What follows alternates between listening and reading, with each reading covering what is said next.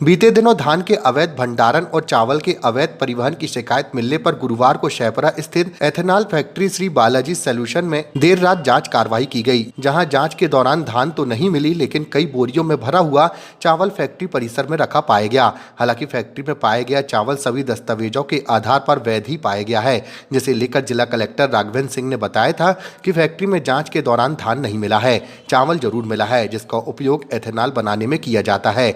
वहीं इस पूरे मामले में फैक्ट्री संचालक मनीष सिंह ने बताया कि फैक्ट्री में धान का कोई भी उपयोग नहीं है, फैक्ट्री में केवल चावल और मक्के का उपयोग होता है, जिससे हम एथेनॉल बनाते हैं। ये चावल एफसीआई और नागरिक आपूर्ति निगम से नीलामी में खरीदा जाता है।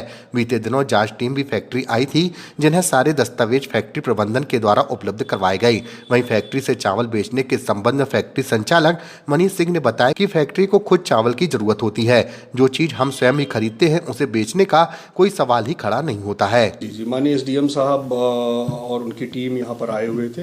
उन्होंने बोला आपके यहाँ से चावल एफसीआई का जो चावल है वो बेचा जा रहा है या बाहर जा रहा है। तो हमने उनको बताया कि नहीं, ऐसी कोई भी चीज़ें हमारे द्वारा नहीं की जाती है, ना कभी पूर्व काल में की गई हैं और ना ही भविष्य में की जाएंगी। तो जांच में क्या कुछ निकला, मतलब? हाँ, जांच में उन्होंने हमसे संबंधित डॉक्यूमेंट्स मांगे और जिनको उन्होंने खुद ही आगे, क्योंकि यहाँ पर सील करके गए थे वो, तो हमने बोला बिल्कुल आप सील करिए और अपने समक्ष ही इसको ओपन करिए। ओपन करके उन्होंने डॉक्यूमेंट्स वगैरह मांगे, डॉक्यूमेंट्स पूरे उनको दे दिए गए, ओरिजिनल डॉक्यूमेंट्स दिखा दिए गए, उनके डुप्लीकेट्स उन्होंने ले लिए गए और आवक जावक के रजिस्टर ले लिए। आपने जो कंजम्पशन हम यूज करते हैं राइस के, उसका डिटेल्स ले लिया उन्होंने, बाकी के जो सर्टिफिकेट्स हैं वो उन्होंने ले लिए। क्या कहना था जांच वालों का? वो संतुष्ट थे, एब्सोल्युटली। वो बोलते मिसअंडरस्टैंडिंग का मामला है, समझने में गलती है और उसके लिए गलत अवधारणा हो गई, मिसकंसेप्शन हो गया। जी, ये ट्रक मिलने का भी कुछ ऐसा क्यों आया था?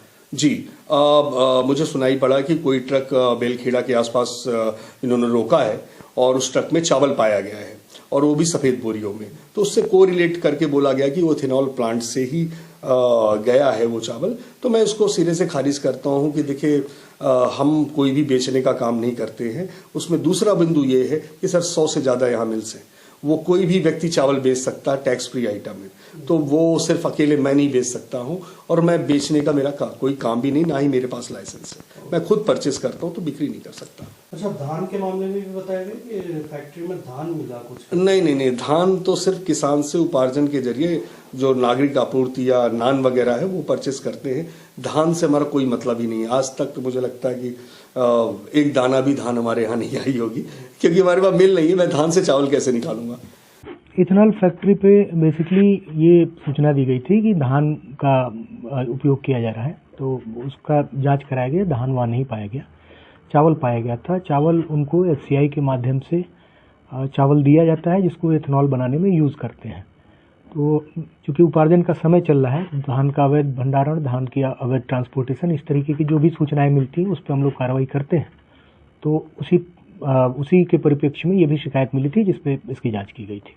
सर, ये भी जानकारी कि दाहोद से जो ट्रक है भोपाल जा रहा था, फिर वो एथेनॉल फैक्ट्री में कैसे गया, फिर वो वहां से निकल के? ये एक जांच का विषय है, वो उसमें दिया गया है। एफसीआई से भी एक आदमी को, एफसीआई के जो अधिकारी हैं उनको भी लगाया गया है इसमें, और बाकी जो हमारा सप्लाई डिपार्टमेंट के लोग हैं वो भी देखेंगे कि ये ट्रांसपोर्टेशन जो है, जो दाहोद की बिल्टी है, उसका क्या आधार रहा है। उस बिंदु पे फिर अलग से जांच होगी। कुछ देर के लिए उस ट्रक को थाने में खड़ा भी कराया गया था, बिना जांच किए उसे छोड़ दिया गया, ऐसी बात सामने आई? नहीं, चूंकि वो धान था ही नहीं। हमारा जो ये है, अभी धान का उपार्जन चल रहा है, धान का ही भंडारण और धान की ही वो चीज चेक की गई थी। बाकी उनका जो भी कागज इत्यादि हैं वो सारे हैं, जो रिकॉर्ड वगैरह लिया गया है उसके आधार पर वो जांच में शामिल है। पूर्व में भी क्या ऐसी